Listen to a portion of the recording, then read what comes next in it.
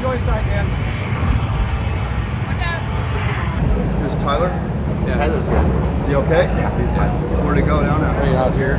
The left? Whatever that turn, the 11 is. I didn't see where he went down. Did he go down too? Yeah.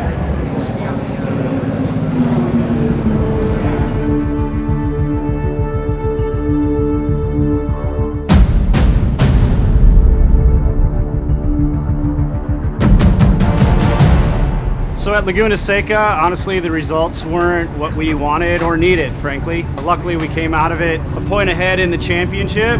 Our crew went home.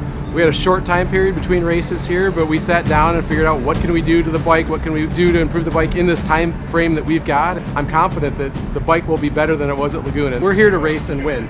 What we need to do this weekend at Brainerd, frankly, is for sure get on the box at minimum. We're still a point ahead.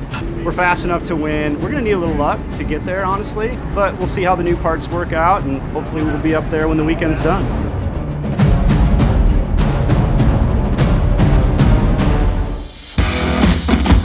So here at Brainerd, Minnesota, this track is one of the fastest tracks in the country. I mean, we're going 170 miles an hour. It takes a really balanced, amazing motorcycle to feel comfortable at those speeds and to get through those sections. And there's some really technical sections, so you need the comfort for the speed, but then you also need the technicality of being a good rider for the tight technical stuff. It's fast and flowing. It takes a little bit of getting used to. It's certainly not an easy track to learn. Cutting out every mid straightaway. Something else might be going on there. Yeah. Let's just go and check lambda readings. See if it's neat or rich. The guy that wins the race here has got to take a little bit more risk than anybody else, and getting the setup for the motorcycle is really imperative.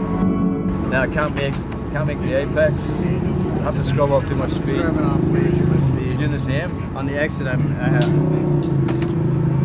sliding a bit, and then if I go in there any harder, the rear starts to come around. Mid corner before you get on the throttle. On entry. The big issue is calibration. We got to figure out what's going on with that. The bikes don't feel solid, don't feel strong. They don't feel strong. Just with the power you guys have versus last time we were here, you should be half a second faster. For sure. And you're not.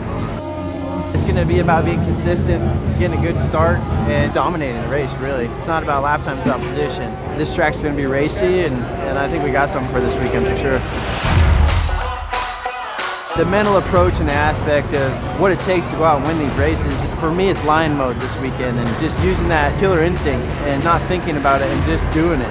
Rise to the occasion and just be the king of the jungle. It's a mentality. When I'm on my bike, don't touch me. When I have my helmet on, don't touch me. Don't look at me. It's on. And that's what it takes to go out there and go fast. This guy, the 29 of Tyler O'Hara, if he keeps this one going, this is going to be a big jump. He's up by 4/10 right now, and he's only got 2 corners to go. See what happens here. One more corner. See if he should get beneath a 35.5, I would think, on this one. See if he puts it together.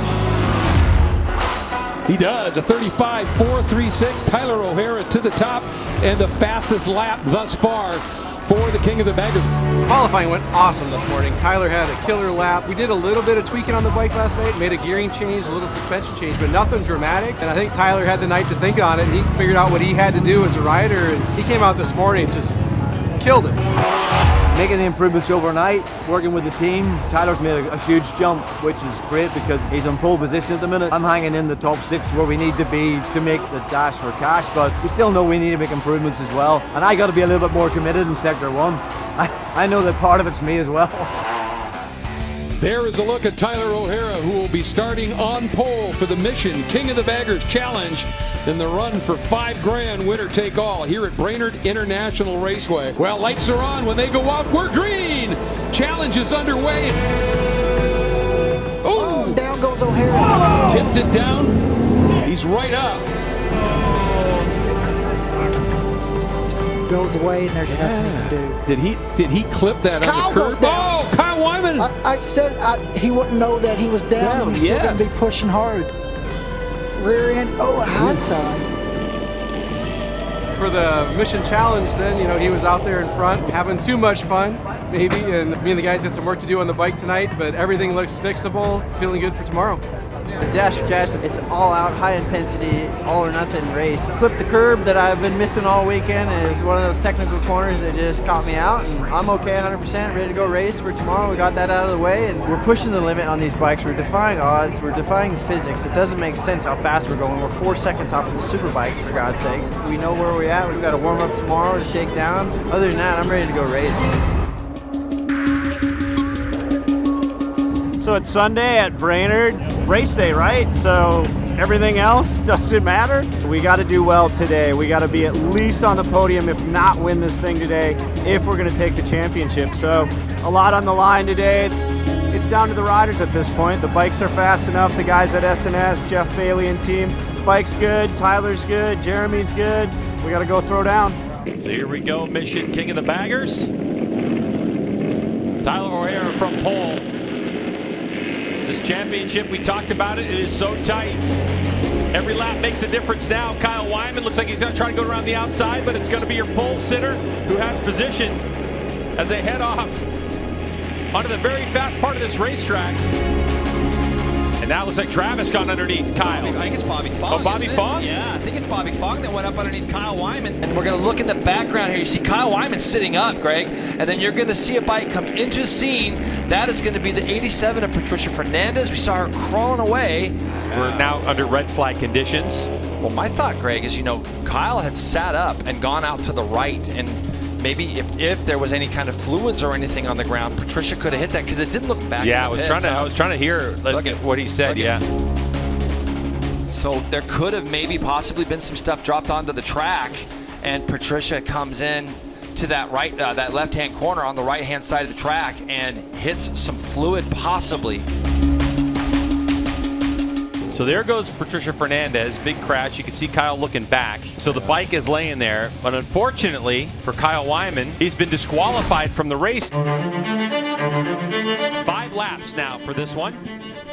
All indication that we are good to go racing. When these lights go off, we're ripping. Revs are up, and we are away. And look at Jeremy McWilliams on the 99 trying to go up the inside early. Bobby Fong in the white helmet on the outside of turn 2 at the moment, trying to go around a bunch of people. I wanted to update you on the weather. You notice it's a little bit cloudier out here. Temperatures have dropped significantly. The wind is picking up, and I'm feeling a little sprinkle here and there. So the question is, will the weather hold off until the end of this race? Look how fast Bobby Fong is going right now. He's been able to come from the back row, get through everybody. But man, this is going to get good, because Bobby Fong's up to second now. Travis Wyman has got pushed back, and here's a big move. Wow, look at him go. He goes up underneath Tyler O'Hara, takes the lead away. The replay of Bobby Fong taking the lead. He's going to fire it up underneath Tyler O'Hara. Look at the bag. He has to actually stand the bike upright just a little bit, because Bobby Fong's bag is coming through there. So I think Travis was a little bit wide. We got a red flag, I think. Red flag is out because of rain falling on the racetrack. So there's the red flag.